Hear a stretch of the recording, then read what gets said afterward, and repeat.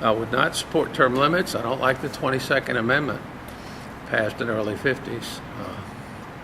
I would have liked to have had Max Malone for a fourth, fifth, or sixth term. He kept his pledge. He never raised a tax.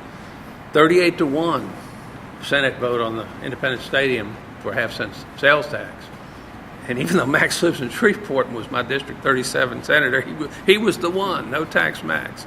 I don't like term limits, never have. I think the people should be able to choose. I do support the second part, the Congress person who wants a health care thing. I think Congress should, on my list, one of my main things, Congress should never exempt itself from laws it passes, whether it's Obamacare. In 1789, the Congress passed a law that said if you own a slave in the Commonwealth of Pennsylvania, you have to free him or her within 6 months. So General Washington, President Washington, and Thomas Jefferson, Secretary of State, were from Virginia. They owned slaves, and every 6 months, Washington would send Tobias Lear, his chief slave, back to Mount Vernon to bring in a new group of slaves. Congress exempted itself. Madison didn't have to do that for his slaves. We need to stop that. They need to be bound by the laws they pass. Term limits are very popular.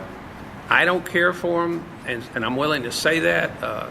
We have them at various levels, mayor, governor, but we don't have them at the U.S. Congress. Now, I do think to improve the Congress, one of my deals is we should change the 11th word of the 17th Amendment and the 11th word in Article 1, Section 3 from 2 to 3.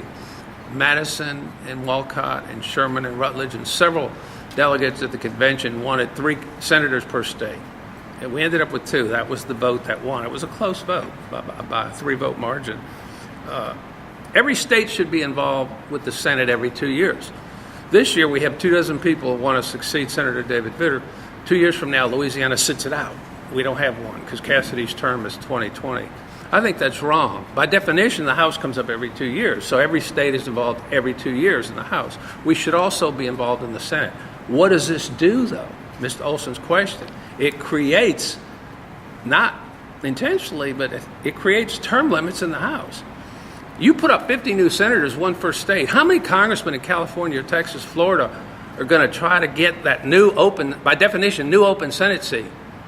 Well, if 8 or 10 congressmen from California run for that new 3rd Senate seat, and they would, you've opened up a whole lot of House seats in the country. Some estimates think it would open up 180 to 200 House seats, almost half the House. You get your term limits, you get a 3rd senator. You can't qualify for both. You know, Dr. Fleming had to choose Senate or another term in the House, and John chose Senate. So that's how you get term limits. You get a 3rd senator, and you've heard what I said.